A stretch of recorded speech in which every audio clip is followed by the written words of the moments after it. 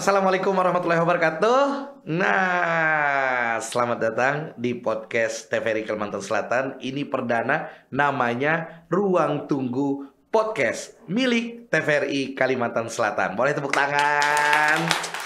Jadi ini biasa bersama Ulan Hafiz Biru. Jadi ada sedikit perasaan gugup, nervous. Ya Allah, karena ini perdana pemirsa.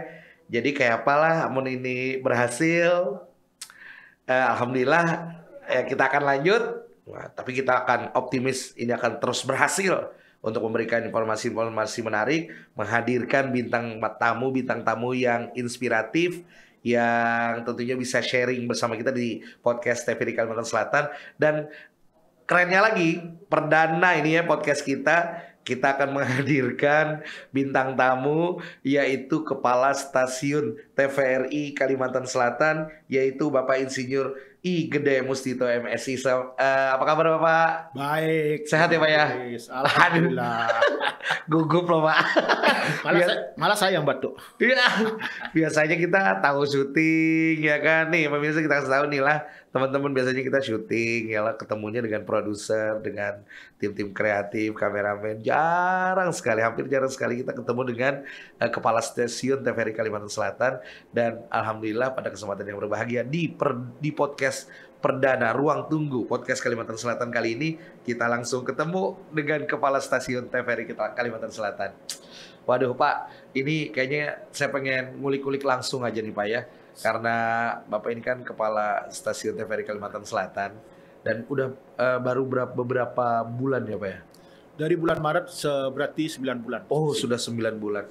Tapi kenapa Pak jadi bisa ke TVRI ini? Awal mulanya jadi mencintai dunia broadcasting ini gimana sih Pak ceritanya? Mungkin Bang Hafiz dan teman-teman mungkin yang menyaksikan podcast kita ini tidak menyangka, dan saya sendiri pun sebenarnya tidak terbayang akan berkecimpung di dunia broadcasting atau dunia penyiaran, apalagi jurnalis itu. Saya ini dari tamat SMP itu sekolahnya di SMK Pertanian. Oh, pertanian kan? Nggak nyambung malah ya. Kalau ke broadcast masih mending nyambung. Ini malah ke pertanian ya Pak ya? Saya di pertanian, dan otomatis ketika melanjutkan sekolah ke perguruan tinggi juga ke linear ke pertanian itu.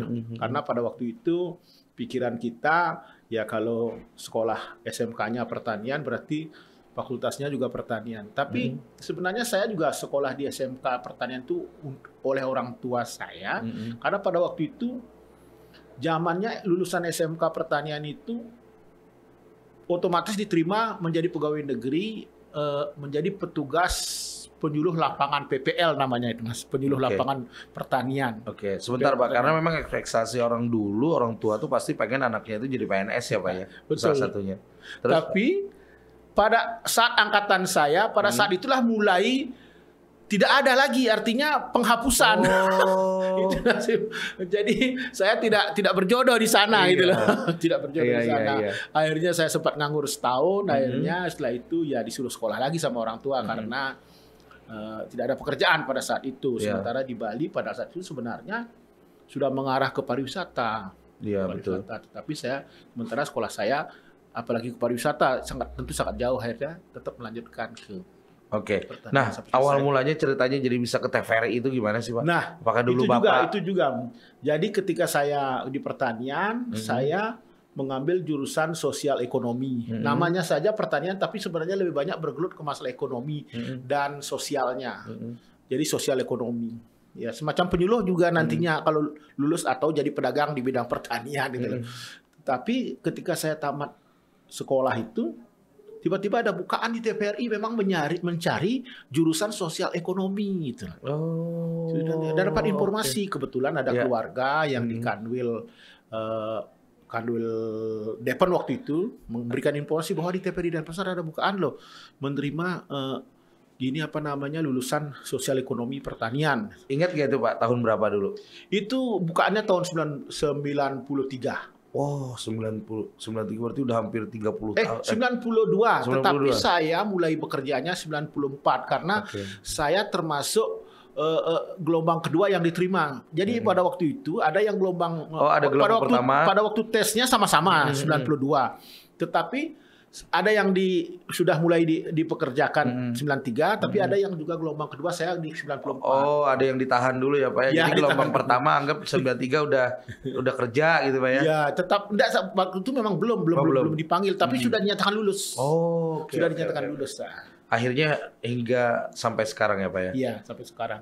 Oke, dari 94 bolehlah Pak sharing bagi juga ke kita perjalanan Bapak nih hingga sekarang dulu. Itu juga Bang Apit yang juga cukup menyedihkan bagi saya. Jadi ketika saya sekolah itu dari SD, SMP, itu pelajaran yang paling saya agak berat itu adalah pelajaran bahasa Indonesia mengarang, menulis itu. Kenapa Pak? Jadi memang mungkin pada waktu itu Bang bakat tidak ada, memang nggak ada bakat di situ ya Pak ya. Jadi setiap waktu itu mungkin Bang Apit pernah di sekolah, pernah di kartu pelajaran bahasa Indonesia disuruh pelajaran mengarang, itu artinya kita sebenarnya disuruh nulis cerita lah sebenarnya. Cerita saya yang saya ingat itu, saya bangun pagi jam 6, setelah itu saya gosok gigi, setelah itu dilanjutkan dengan begini, setelah itu dilanjutkan, setelah itu aja. Storytelling jadinya ya Pak ya. Ya jadi artinya kalimatnya disambung dengan setelah itu kemudian gitu. Wah, bayangkan itu kalau orang baca itu kayak apa itu. Ibaratnya kalau orang mengarang itu kan bahasa Indonesia pasti yang keindahan dari bahasanya itu kata-katanya itu ya Pak ya. Betul. Tapi kalau mungkin Bapak saat itu hanya garis besar aja secara umum aja ya. Karena memang bakat sama sekali tidak ada.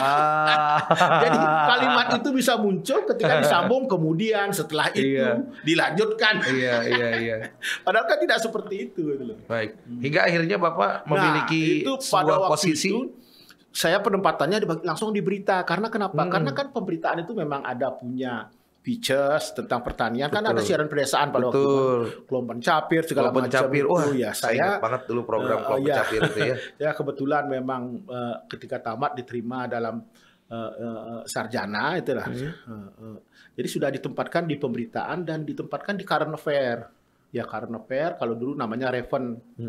Reportase dan penerangan. Jadi itu disuruh membuat paket pertanian. Yang pertama tentu disuruh membuat berita dulu gitu. Jadi saya liputan pertama itu tentang apa namanya semacam pertemuan Pemda itu, Saya datang liputan bersama teman jam 10, jam 4 menjelang deadline belum selesai naskah saya yang seharusnya cuma durasinya 1 menit 15 detik. Jadi Bapak saat itu skrip belum siap Pak ya? Sama sekali saya hanya berbekal naskah sambutan dan laporan dari panitia untuk membuat, waktu itu kan mesin ketiknya dan itu memang harus dikoreksi dulu sama EC segala macam. EC-nya sampai kebingungan nunggu. Jadi kan skrip itu nggak semudah kita cuma bikin nulis doang, kan pasti ada proses penyuntingan ya Pak ya? Betul, penyuntingan. Dan saya pada waktu itu seperti setiap pengalaman saya ceritakan tadi kan, memang bakat saya sama sekali tidak muncul di sana itu. Sampai keringat dingin keluar, sampai lupa makan segala macam. Tapi kan mau nggak mau Bapak harus live report yang saat itu jam 4. Akhirnya gimana? Ya, dan senior pada waktu itu memang agak saklek. Mungkin itu juga salah satu didikan yang saya terima, artinya dan tantangan juga saat itu. Kita untuk angkatan-angkatan itu kita memang tahan banting banget itu. Tahan banting banget untuk bisa keluar, harus melalui proses apa, terus membuat berita itu kita benar-benar dibiarkan untuk berjuang sendiri gitu loh. Tapi itu benar-benar didikan yang bisa membuat kami itu tahan banting gitu. Artinya walaupun selesai tapi mungkin dengan standar yang sangat paling gini sekali gitu. Betul, artinya Pak Kapstani sudah melewati proses itu juga ya Pak ya. Artinya di belakang layar seperti apa. Terus selain di bidang pemberitaan, setelah itu Bapak naik tingkat lagi atau gimana? Ya itu di sana setelah karena saya merasa ini karena saya sudah memilih profesi seperti ini, saya harus gini, dan tiap hari saya kerja, saya pokoknya ngetik aja, pokoknya apa yang ada di benak saya untuk membuat cerita apa yang kita selain juga diajarkan oleh senior pada waktu itu gimana caranya menulis, dan diklat-diklat juga dari TVRI yang sering mengadakan diklat-diklat. Saat itu proses itu apa yang paling Bapak ingat yang paling menantang Pak saat itu? Ya pada waktu itu dan karena saya pada waktu itu ditempatkan di current affair, di reportase dan penerangan Reven pada waktu itu namanya, saya kan harus membuat paket dengan durasi yang 30 menit itu kan naskah juga lebih panjang kan. lebih panjang itu. Saya akhirnya harus mempelajari naskah dari teman-teman senior-senior saya itu. Dan itu Bapak sendiri, Pak ya? Sendiri berjuang. Waduh. Sampai untuk menyelesaikan naskah 30 menit itu saya sampai seminggu kadang-kadang ini baru bisa, dan itu pun mungkin sudah masih jauh sekali dari standar. Tapi niat saya untuk terus belajar itu yang mungkin sedikit membantu. Dan selain juga ada semacam, makanya kadang-kadang memang pengalaman yang agak kurang mengenakan juga sebenarnya itu tidak selamanya tidak mengenakan, tapi akan bisa memacu diri untuk menjadi lebih gini gitu. Mungkin kita merasa karena pada waktu itu kan kita sudah sarjana, sementara senior-senior kami itu rata-rata ya belum waktu itu belum sarjana, gitu kan. Cuma duluan aja mereka di sana. Ya kadang-kadang kan ada semacam ginilah merasa ada kita di bawah mereka, artinya gini sampai akhirnya muncul suatu saat saya akan tunjukkan golongan saya lebih tinggi daripada Anda semua. Saya akan tunjukkan saya akan lebih baik daripada Anda. Tidak hanya dari sisi golongan. Karena kalau pada waktu itu di birokrasi, apalagi di TVRI yang masih berbentuk yayasan, golongan itu belum menentukan. Nah, hingga akhirnya Bapak kan sekarang menjadi kepala stasiun. Sebelum di TVRI Kalimantan Selatan, pertama kali Bapak diangkat jadi kepala stasiun itu di mana? Itu pun begini, Mas. Karena saya sebenarnya sudah dari tahun 94 sampai 2014 itu sekitar 20 tahun ya sudah mengabdi di TVRI Bali. 20 tahun, tepuk tangan dulu dong. Itu tahun baru 20 tahun di TVRI Bali itu. Dari 94 sampai 2014. 2014. Artinya kan saya sudah merasa sangat nyaman sekali. Betul. Apalagi di rumah saya sendiri kan. Ya. Tidak sedikit pun membayangkan bahwa saya akan pindah-pindah. Sebentar Pak, ini maaf saya potong. Dari segi pekerjaan, saya lihat Bapak ini kayaknya mencintai banget dengan stasiun TVRI ini. Ini kalau boleh kita kasih bocoran sedikit nih teman-teman ya. Memang bukan membandingkan dengan kepala stasiun yang lain. Kalau Pak Kapsta kita ini dia memiliki kesibukan. Jadi nggak cuma stay di kantor. Jadi kalau kita lihat kadang-kadang kalau masuk itu beliau bercocok tanam, motong-motongin tanaman, ngerapiin tanaman dan segala macam. Karena itu dari hobi Pak ya, karena dulu di pertanian dan hobi ternyata tanaman. Nah, saya penasaran Pak, apa yang membuat Bapak tuh hingga 20 tahun hingga lebih bahkan cinta banget dengan TVRI Kalimantan Selatan, dengan TVRI ya? Ya, karena terus terang Mas, kalau awalnya sih ketika saya bekerja di TVRI itu merupakan suatu kebanggaan ya. Kebanggaan karena TVRI pada waktu itu sangat bergengsi. Betul. Sangat bergengsi. Dan kalau bilang aja kita, dari TVRI di daerah, di tempat, di pemerintahan utamanya, dan di masyarakat utamanya, TVRI datang, TVRI, seperti itu kebanggaan. Dan apalagi zaman itu kan belum ada saingan. Betul. Itu, kita masih di prioritas. Dan Bang Afif tahu sendiri ya sebenarnya, kalau kita bekerja di jurnalis, ya kebetulan kami ini kan jurnalis juga tapi pegawai negeri kan. Tapi kalau sebenarnya keuntungan salah seorang keuntungan mereka yang bekerja di jurnalis adalah akses untuk ke orang-orang nomor satu sangat mudah. Betul. Kalau orang lain kan harus antri. Tapi kalau kita kan bisa saja dengan Kapolda, dengan Pak Gubernur, dengan mereka tuh di daerah. Kalau di nasional juga ukurannya kan begitu. Sama ya Pak. Apalagi kemampuan-kemampuan tertentu. Coba bayangkan mereka-mereka yang di jurnalis di Jakarta bagaimana hubungannya dengan istana segala macam. Betul. Hingga akhirnya Bapak ingat nggak tahun berapa pertama kali diangkat jadi kepala stasiun sebelum di TVRI Kalimantan Selatan? Itu yang seperti saya ceritakan tadi tahun 2014 saya harus keluar daerah ke. Iya, mau nggak mau harus tinggalin Bali setelah 20 tahun. Ke Gorontalo. Jadi, Gorontalo. Terus terang ya kami di Bali itu memang agak sedikit susah meninggalkan tanah kelahiran merantau. Betul. Apalagi saya pada waktu itu sudah berkeluarga, sudah ada anak-anak itu. Dan tahu sendiri dari Bali ke Gorontalo coba. Saya diberi waktu sekitar 2 minggu untuk berpikir. Waduh. Pada waktu itu kepala stasiunnya juga mantan kepala stasiun di Kalimantan Selatan, Pak Saripudin Laku. Jadi disuruh, artinya diberi kesempatan berpikir bagaimana. Saya sampai kadang-kadang pada waktu tidur tuh mau tidak mau kayak ngitung-hitungan bunyi tokek itu loh. mau tidak itu loh. Iya. Akhirnya Bapak memutuskan untuk berangkat. Ambil tantangan itu ya Pak. Ambil tantangan itu karena saya juga berpikiran begini, biar tidak semua teman-teman dari Bali dianggap tidak berani keluar, tidak mau menghadapi tantangan. Dan ada juga sedikit celetukan-celetukan dari teman-teman di luar bahwa Indonesia itu bukan Bali saja loh. Indonesia itu luas. Luas. Kamu waktu masuk ke sebagai pegawai negeri, sebagai abdi negara, kamu ada nulis surat pernyataan bahwa siap ditempatkan di seluruh wilayah Republik Indonesia. Betul. Gorontalo kan masih di kota gitu masih dekat juga gitu Pak ya, masih sebelahan lah ya. Tapi apa yang Bapak ingat? Itu kan pertama kali Pak. Itu baru kepala seksi, bukan kepala stasiun. Oh, belum kepala stasiun dulu. Kepala seksi berita. Kepala seksi dulu. Iya, kepala seksi berita. Nah, bagaimana perasaannya Pak setelah penugasan di luar kota dengan orang-orang baru? Ya, itu yang pertama. Tentu kita ya namanya merantau, apalagi sangat jauh itu loh. Artinya akses ke sana itu harus transit di Makassar sampai 4 jam kadang-kadang transit. Ya sedikit ini tuh syukurnya di sana kami disambut oleh teman-teman yang sangat hangat itu, sangat bersahabat di sana, sangat. Dan bahkan jauh persahabatan kami dapatkan di tanah kelahiran kami. Walaupun saya ini hanya kepala seksi, tetapi mereka ininya itu kepada ulun ya kan. Banjar, kita di Banjar. Langsung sudah mulai paham-paham sedikit tentang bahasa Banjar. 9 bulan Sidin sudah di Banjar. Sana kayak apa-apa bahasa Banjar yang pian ingat Pak?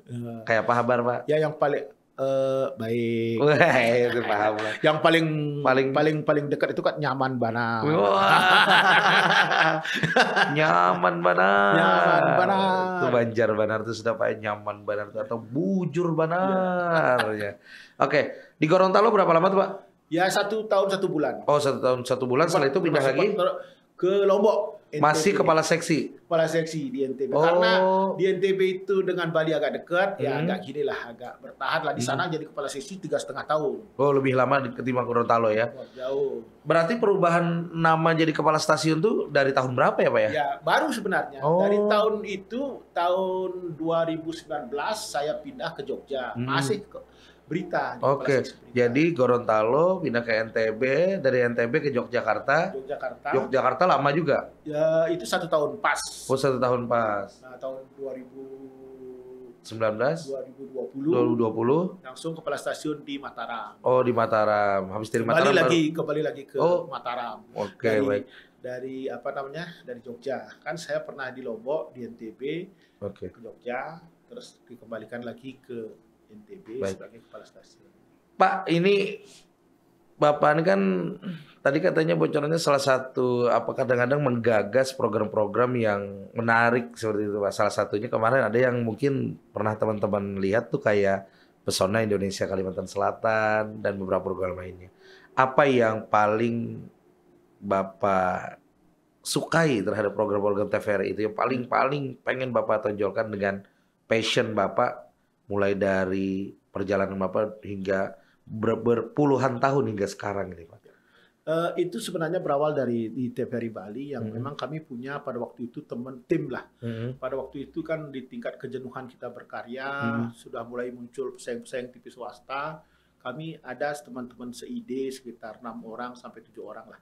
Itu bahwa ayolah kita berkarya untuk menghasilkan karya-karya yang selain menang festival di internal, siapa tahu nanti di luar juga bisa menang.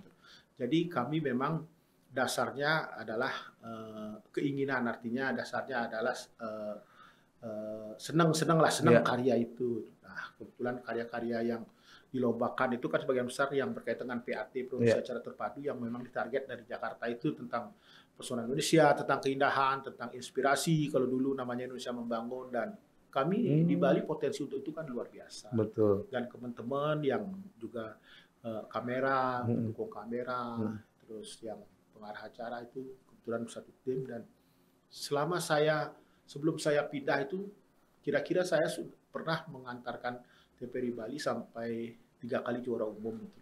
Oke, tepuk tangan dulu. Sama teman-teman itu, teman-teman. Jadi luar biasa. Dan di tempat yang baru, saya juga itu yang saya untuk menghibur diri saya di tempat-tempat baru, itu yang saya lakukan di Gorontalo. Sekarang stasiun Gorontalo itu stasiun kecil, artinya untuk ukuran di ini dulunya jumlah karyawannya lebih sedikit. Karena kan Gorontalo kan pemekaran, tetapi karya-karyanya itu luar biasa loh. Program-programnya bagus-bagus tuh.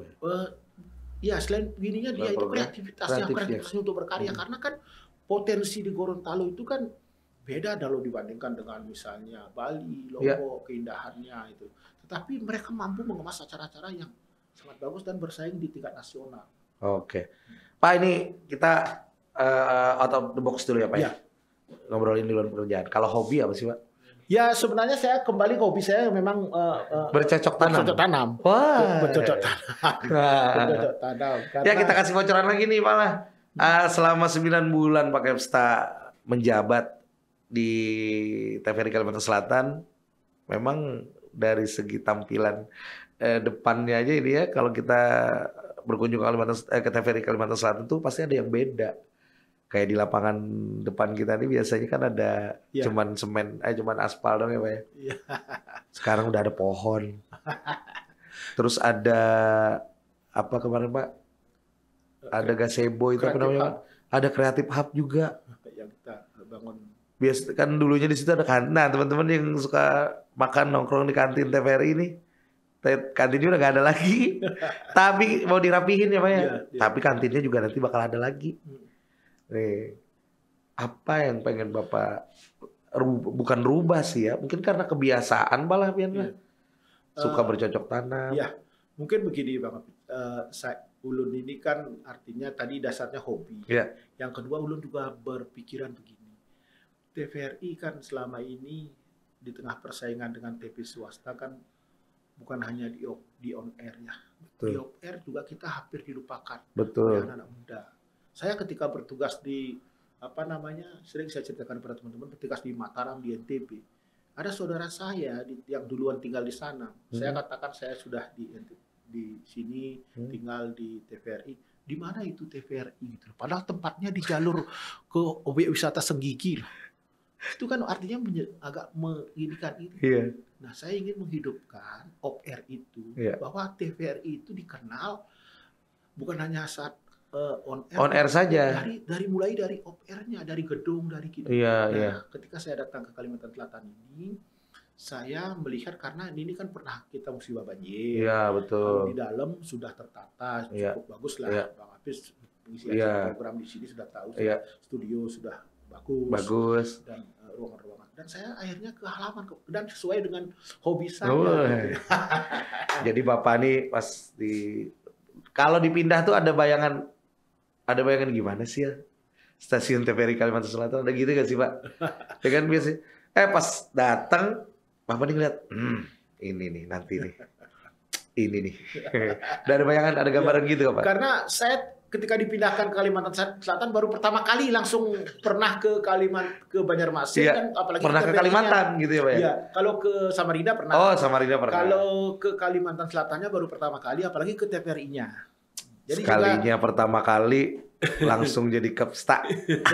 Jadi pada waktu itu juga saya berpikir begini, bayangan saya tentang Kalimantan itu kan hutan, artinya pohon-pohon besar lah. Tapi begitu masuk halaman di sini saya lihat, waduh, pandangan kita di siang hari. Berarti benar dong tadi Pak, tadi awalnya Bapak dipindah ke Kalsel gimana ya Pak? Bapak kan sekarang teknologi baju.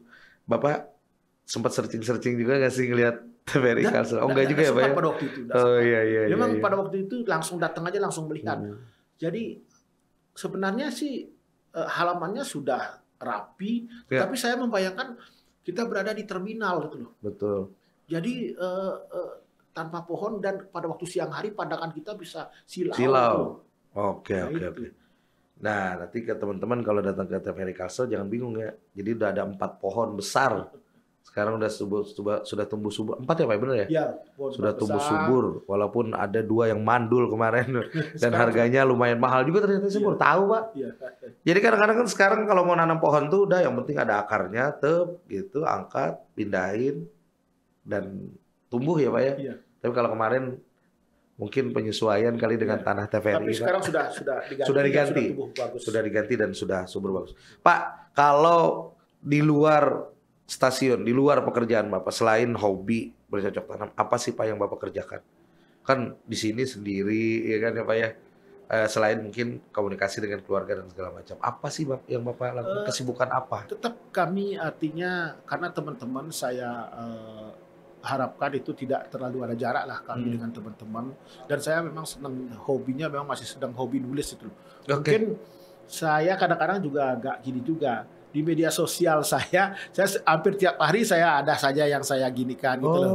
Jadi mungkin untuk melatih diri untuk tulisan-tulisan itu loh. Artinya karena kan sudah tidak mungkin setiap saat saya harus maksudnya ikut liputan, ikut produksi acara, tapi teman-teman yang konsultasi masalah naskah, skrip segala macam saya siap dan itu yang mungkin sedikit juga semakin mengingatkan apa yang saya pernah lakukan itu, agar kalau jurnalistik itu kan sekarang bukan ilmu, itu kan sudah teknik itu. Semakin sering kita mengasah diri, maka semakin mengalirlah tulisan itu. Nah, ini penting nih.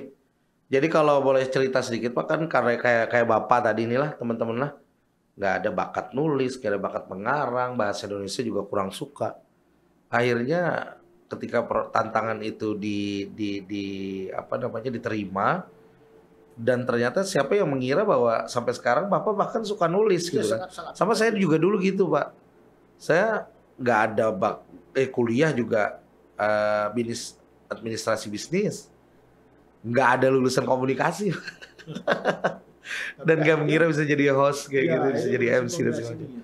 Ternyata ya itu, kalau ada satu profesi yang mungkin tadinya nggak kita kira-kira, kita tadinya tidak suka gitu ya Pak ya, akhirnya itu bisa menjadi lumbung rezeki ya Pak ya. Betul, karena begini, percayalah, kadang-kadang apa yang kita tidak bayangkan justru itu menjadi kehidupan kita. Iya, saya betul. juga begitu. Dan sekarang sebenarnya saya ingatkan kepada teman-teman anak-anak muda ini, adik-adik saya di TVRI juga utamanya ini, kalau ingin menulis itu kan tiap hari sekarang media sosial itu. Betul. Sebenarnya kan menulis caption di Facebook, Instagram itu adalah bagian daripada menulis itu loh. Cuman mereka itu ketika dia menuangkannya dalam bentuk yang lebih serius itu, jadinya mereka lupa sama yang ditulis sehari-hari. Sebenarnya itulah dasarnya sebenarnya. Semakin sering menulis di media sosial, tapi menulis dalam tanda kutip artinya yang positif lah, yang positif ya. Karena media sosial, kalau bagi saya media sosial selain untuk hiburan ya hal-hal positif lah, untuk menambah teman, persahabatan. Nah itu sebenarnya dasarnya untuk kita sering-sering lakukan. Seperti saya bilang tadi, jurnalis itu bukan lagi ilmu, itu adalah teknik. Kalau semakin sering, semakin terasa. Betul. Walaupun lulusan sampai berapa, tapi kalau memang tidak sering kita melakukan, tidak akan bisa nulis. Ada pepatah mengatakan Pak, kebiasaan itu yang dilakukan setiap hari, bukan satu kali. Kalau satu kali bukan kebiasaan, itu baru awal dari sebuah pengalaman. Jadi karena yang tadinya Bapak nggak bisa nulis kan Pak ya? Akhirnya mau nggak mau, apalagi dituntut pekerjaan, mau nggak mau harus tayang dan segala macam, akhirnya mau nggak mau untuk menulislah di situ. Waduh, luar biasa. Nah Pak, sejauh ini bagaimana kesannya Pak di Kalimantan Selatan? Kalau boleh panas.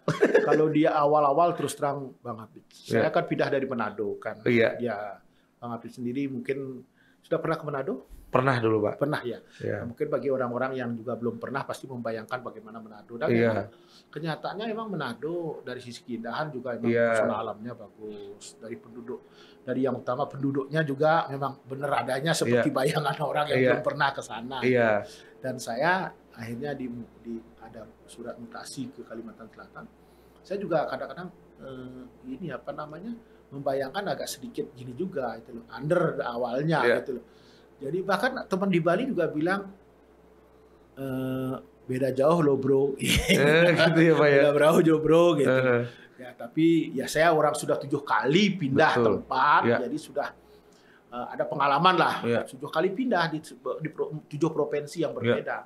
Jadi pengalaman. Jadi pertama masuk ke sini dan memang nuansanya terasa artinya dari sisi alamnya memang dari beda itu.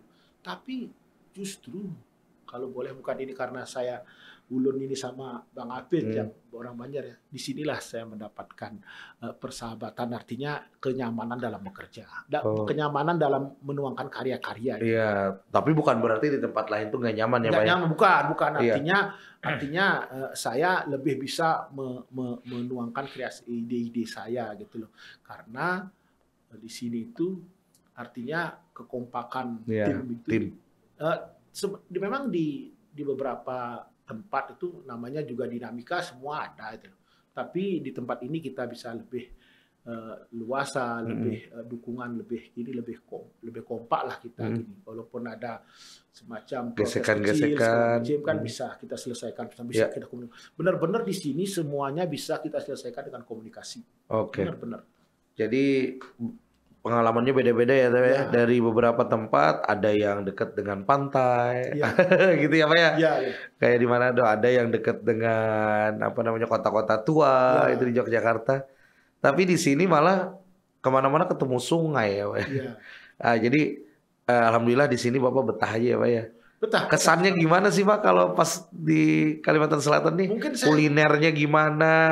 Kalau kuliner memang di sini agak mirip-mirip Jogja ya. Mirip-mirip Jogja. Manis. Tapi kalau Bali sama Lombok itu kan kadang-kadang cenderung ke pedas dia. Pedas ya. Manis itu kurang. Gitu. Tetapi di sini kan ikan-ikan sungainya bervariasi dan sangat segar sekali. Waduh. Kebetulan saya memang hobinya di ikan. Ikan. Wah, pas banget Pak. Banyak sungai, banyak hasil-hasil ikan tawar di sini. Apa Pak yang paling pian suka? Ya kalau di sini namanya hampir semua iwak sungai itu. Oh hampir semua, waduh. Suka. Jadi kan diragukan lagi pemirsa saya kalau ketujuh lawan iwak namanya, iwak tawar kayak papuyu, nila itu udah dicoba semua malah. Papuyu. Ya, cuman papuyu aja yang belum. Wah. Karena mungkin beda ya papuyu di Bali Jawa itu dengan di sini. Jadi menurut kita teman-teman dari di sini memang sangat manis, enak artinya. Manis papuyunya sini Pak. Dan saya ketika ke pasar juga melihat, saya terkejut melihat harga papuyu paling murah sekilo itu 70.000 di sini. Iya di sini. Kalau di Bali di Jawa kan tidak dihargai, maksudnya mau murah. Diminta pun kalau dikasih aja. Betul. Tapi menurut ada informasi teman memang beda katanya karena papuyu di Bali itu kulitnya keras dan memang dagingnya itu tidak seempuk gurih sini. Iya. Ya jadi dulu Pak gini Pak, waktu di Sukabumi aja nih Pak. Sawah punya bapaknya teman saya tuh di pinggir-pinggir ini kan ada kolam. Jadi mancing Pak, mancing bawal, mancing. Giliran dapat betok dibuang Pak. Giliran dapat betok, ikan apa kok dibuang? Betok. Betok kok gede-gede Pak. So ini selama ini sekilo 3, 1 kilo 5 ekor gitu. Ternyata pas sudah saya kumpulin saya makan bingung orang sana Pak. Woi mau lihat orang Dayak makan papuyu nggak? Mau betok? Karena nggak ada yang suka di situ Pak. Sama kayak di sini orang makan lele gitu Pak. Orang Banjar makan lele kayak jorok gitu Pak. Tapi kalau di Jawa lele mahal. Di Bali gitu kan Pak ya. Nah hampir-hampir mirip kayak gitu. Apa Pak kuliner yang pian suka Pak di Kalimantan Selatan? Kuliner khas. Kalau baru di sini juga saya merasakan soto Banjar yang sebenarnya. Kalau di Lombok ada soto Banjar, tapi saya membayangkannya, saya merasakannya kok nggak beda-beda jauh dengan soto-soto yang lain. Betul. Tapi ketika saya coba, apalagi yang di Martapura, memang beda, nyaman benar. Ujar orang pepatah Banjar, Pak mengatakan, amun pian sudah teminum banyu Banjar tuh ngalih bulik. Paham lah Pak? Paham. Lupa pulang Pak kalau udah minum air Banjar tuh katanya lupa pulang. Oke. Pak kita kembali ke Bapak sebagai kepala stasiun TVRI Kalimantan Selatan.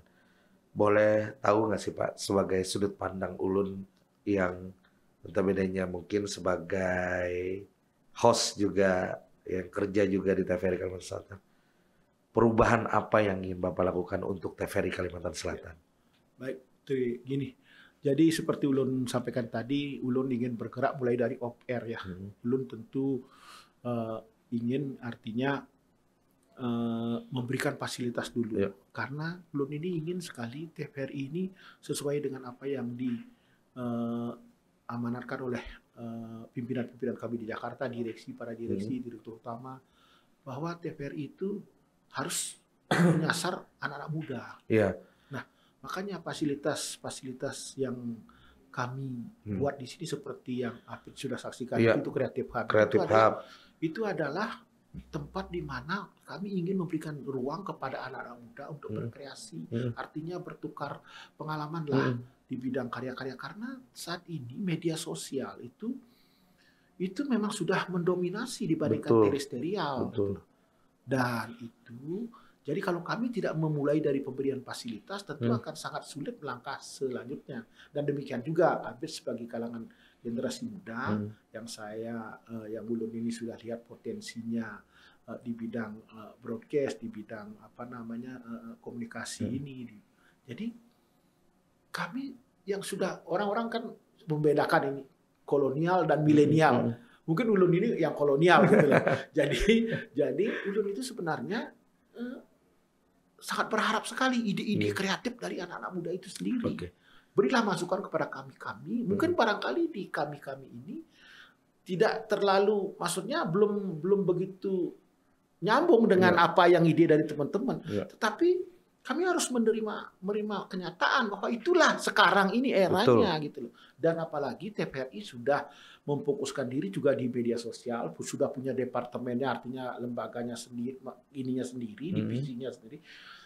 Kalau zaman dulu kan bidang-bidang namanya, kalau sekarang kan sudah terhapus bidang segala macam itu, tapi sudah ada terbentuk itu koordinator, ketua tim-tim di bidang media sosial. Ya, kami sangat berharap sekali sumbangsi dari anak-anak muda. Jadi kalau dulu orang nih kalau nonton TVRI itu pasti identiknya berita aja Pak ya. Padahal sekarang mungkin sudah berapa Pak?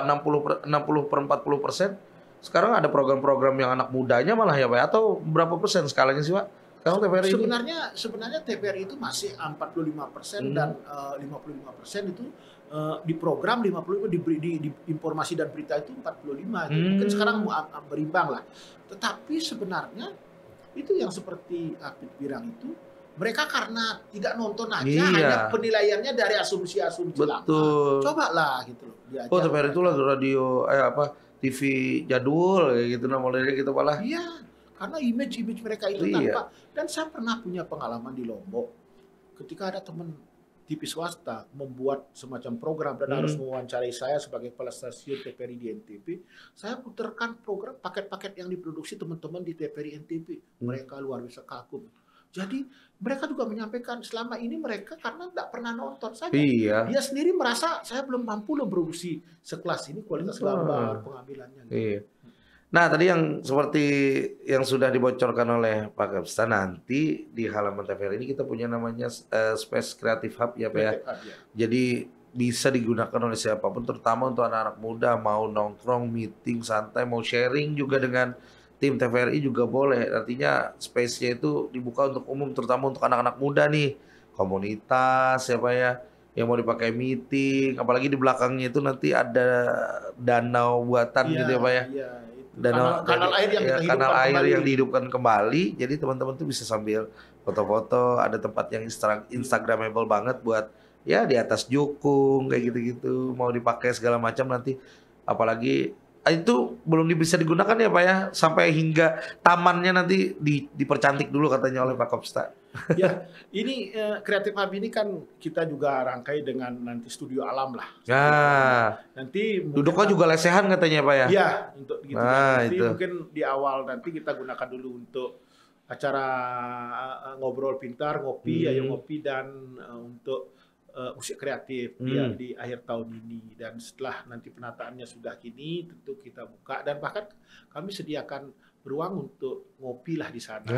Itu biar ide-ide kreatif itu terus mengalir gitu loh. Kalau mumat naik perahu gitu loh, naik perahu di sana. Iya, karena anak-anak sekarang tuh pinter ya Pak ya, milih-milih tempat tuh nggak mesti harus kemana gitu. Kalau misalkan rumahnya di sekitaran TVRI Kalimantan Selatan, kenapa nggak digunakan ya Pak ya untuk meeting? Toh ada juga nanti ada kopinya juga segala macam. Nah, salah satunya juga yang saat ini teman-teman saksikan ini yang sedang digagas juga oleh Pak Kapsta, yaitu Ruang Tunggu Podcast TVRI Kalimantan Selatan ini ya Pak ya. Jadi ini nanti akan kita kembangkan lagi. Kita akan hadirkan bintang tamu yang menginspirasi ya, teman anak muda ya kan. Ya selebgram. Kalau misalkan nanti teman-teman mau ngundang siapa, pengennya yang diundang siapa, boleh komen nanti ya di YouTube kita. Nah di situ jadi boleh mengirimkan ide-idenya juga untuk kemajuan podcast Ruang Tunggu TVRI Kalimantan Selatan. Waduh, Pak, apalagi lah ada challenge tuh. Ini karena Bapak kayaknya udah jago nulis nih. Saya mau menyebutkan satu kata nanti Bapak kembangkan menjadi kalimat yang indah. Kalau spontan kayak gitu belum tentu juga Wah. karena kan tulisan-tulisan itu kadang-kadang maksudnya inspirasinya itu datang tidak bisa mendadak, kadang-kadang bisa. Nggak apa-apa Pak, cuman satu kalimat aja. Misalkan, udah siap Pak? Ulun coba. Oke, mantap nih. Tepuk tangan dulu dong, sama Ulun coba. Malam. Lebih dekat Pak, lebih dekat Pak. Ya. Malam. Saat malam mulai tiba. Dan ketika itu pula kita akan merasakan bagaimana keheningan itu yang akan mempengaruhi pikiran-pikiran kita untuk melangkah di keesokan hari. Ya. Wah, wah. Terlalu puitis. Karena sangat mendadak itu loh. Pulang dah. Yang aku anak senja pulang. Apaan nih? Generasi Z nih. Itu bukan ini lagi Pak, udah dalam banget itu. Katanya nggak bisa pakai pesta kita ini merendah terus ya. Iya. Tapi jujur ya teman-teman, ini bukan muji ya Pak ya. Dulu ada juga Capsta kita, tapi ada juga yang dekat dengan kita. Tapi di beberapa pergantian ada yang malah, oh udah ganti ya. Kemarin perasaan saya belum salaman, belum sapa-sapa, belum pernah ketemu malah gitu. Ketemunya sama Bapak nih yang luar biasa, supportnya, dukungannya, terutama untuk anak-anak muda. Jadi ini teman-teman yang nonton podcast Ruang Tunggu. Ini mohon maaf nih Pak lah. Ya. Kalau di Ruang Tunggu podcast ini ada suara-suara kayak ada pesawat mau terbang, karena kan ini di Ruang Tunggu Pak. Ya. Gitu. Bapak tujuan penerbangan mana Pak? Jakarta, Surabaya? Banjarmasin, Bali. Oh mau pulang. Bapak, biasalah, tahun baru. Oh iya, wah tahun baru di sini aja. Kita kasih bocoran Pak. Tahun baru, menjelang tahun baru dengerin musik di halaman TVRI gitu. Iya. Ya Pak ya? Iya, kreatif. Musik kreatif. Di musik kreatif ya Pak ya. Jadi alhamdulillah Pak. Jadi kayak kita ngerasa juga deket banget dengan kepala stasiun kita. Malah nih boleh nggak dikasih bocoran Pak yang kayak kita olahraga gitu yang kan tadi ada ya, pingpong. Iya betul, itu juga ada meja biliar loh teman-teman. Jadi saya juga ingin meluruskan ya, artinya yang namanya biliar itu kan olahraga. Iya betul. Cuman kan kadang-kadang apapun kalau orang memplesetkan menjadi semacam ya negatif judi segala macam itu kan tergantung daripada yang menginginkan. Iya. Tapi yang saya salutnya Pak nih waktu kemarin main pas sudah ada azan di musola TVRI, mereka otomatis berhenti Pak. Jadi itu memang udah SOP Pak ya. Iya. Zuhur, asar, sholat jamaah bareng-bareng. Dan itu sebenarnya diperuntukkan lebih banyak bagi teman-teman yang kesini mengantar narasumber. Iya. Mitra-mitra kami yang harus menunggu urusan kerjasama. Iya. Tapi pada suatu saat ya teman-teman yang istirahat. Dan saya konsepnya, kalau teman-teman betah di kantor, kami kan tidak perlu mencari kemana-mana mereka. Iya, betul. Fasilitas WiFi kita keliling kantor. Saya paham. Jadi Bapak ini membuat karyawan ini bukan malah pengen cepet pulang ya Pak ya. Tapi bagaimana caranya karyawan betah di kantor. Begitu. Jadi kadang-kadang kita kan selaku pimpinan kadang-kadang kan ya maksudnya kita menyoroti mereka susah dicari gini. Tapi kita sedikit cobalah pendekatan dengan fasilitas dulu. Betul. Tapi kalau itu juga masih belum mampu gini ya baru mungkin. Jangankan itu Pak, nanti tambah lagi Pak fasilitas kayak klub malam gitu. Ya sebatas yang positif, misalnya kalau meja pingpong kan olahraga, mereka kan kayak minimal Indomaret lah Pak di belakang kantor. Sudah ada rencana penyewaan. Jadi di belakang tuh ada kantin juga ya Pak nanti ya. Kita Jadi ya penataan ini kan Bapak sendiri sudah lihat penataan, kebetulan ini menyinggung tentang penataan kantor. Pemerintah Kota Banjarmasin memberikan bantuan kita untuk menghidupkan kembali kanal-kanal air itu. Pokoknya teman-teman boleh dong nanti pengunjung Pak mau lihat-lihat belakangnya penasaran. Dulu kan kayak gaya takut gitu ya Pak belakangnya. Sekarang udah bersih banget. Udah rapi, udah yang mau lihat kolam. Nanti kolam juga diberdayakan, dihidupkan lagi Pak. Nanti kita tebari. Habis dipanen itu nggak ada lagi Pak, nggak ada bibit-bibit lagi. Bibit ikan kita tebar untuk sarana mancing. Bagi gini kita bangun gazebo juga. Jadi TVRI kan memang dituntut untuk pendapatan sebagai masukan negara dari bukan pajak, PNBP Iya, namanya. iya. Jadi kalau di tempat di belakang sudah tertata, sudah bangun gazebo-gazebo, ada tempat rekreasi kan untuk kemungkinan investor akan datang untuk bekerja sama, misalnya Betul. mengembangkan rumah makan, Iya, iya. ya, seperti itu Bang. Jadi Wah, pada dasarnya kita sebenarnya tujuannya sudah ada. betul. Kayak kami menanam pohon itu walaupun Bang Apir bilang memang mahal misalnya, Iya. maksudnya tidak menyangka harga, tetapi itu bagian daripada karena kami sudah ada mitra Iya. yang bahkan menyewa lahan parkir. Iya, Dan kami betul. tentu harus memberikan tempat yang rindang agar parkir kendaraannya nyaman dia. Jadi sekarang tertata lah Pak ya. Iya, iya. Terus masuknya ada jalur-jalurnya Iya, gitu. jalur untuk Mau ke depan studio 1 harus lihat pokoknya ada tanda panah gitu. Iya. Tempat-tempat parkirnya juga sudah diberi tanda dan sudah disiapkan. Khusus mobil, khusus sepeda motor, roda 2, roda 4 tuh Pak ya. Bahkan parkir ada khusus untuk perempuan itu. Oh iya Pak? Iya ada. Dekat mana Pak? Ada di pojokan sana. Jadi ada pelangnya. Bapak ngerti banget. Itu buat saya nanti Pak. Buat calonnya. Wah, habis nggak ada parkir di sini. Jadi parkir di area. Oke, Pak, luar biasa. Jujur Pak, udah perdana.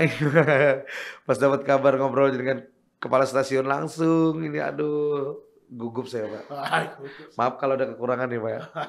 Jangan dipotong nih ini apa kontrak saya. Saya sangat bahagia, bangga dengan teman-teman yang kreatif. Terima kasih Pak ya atas waktunya sudah sharing di perdana di podcast Ruang Tunggu TVRI Kalimantan Selatan.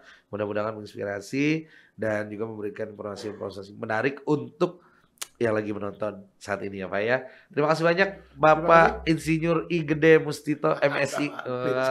Terlalu panjang. Gak apa-apa Pak. Jujur saya baru tahu nama Bapak panjang juga ya. Saya tahunya Pak Gede aja. Sesuai ukuran gininya ya. Sama Pak. Ayo gede-gedean Pak. Gede-gedean apa nih perut maksudnya. Oke, nah teman-teman terima kasih banyak buat yang baru gabung atau yang udah nonton juga jangan lupa like, comment, share, and subscribe juga ya YouTube nanti Ruang Tunggu ya namanya. Ruang Tunggu Podcast Kalimantan Selatan. Jadi seperti apa nanti keseruan-keseruan berikutnya kita akan hadirkan bintang tamu yang lebih menarik dan menginspiratif.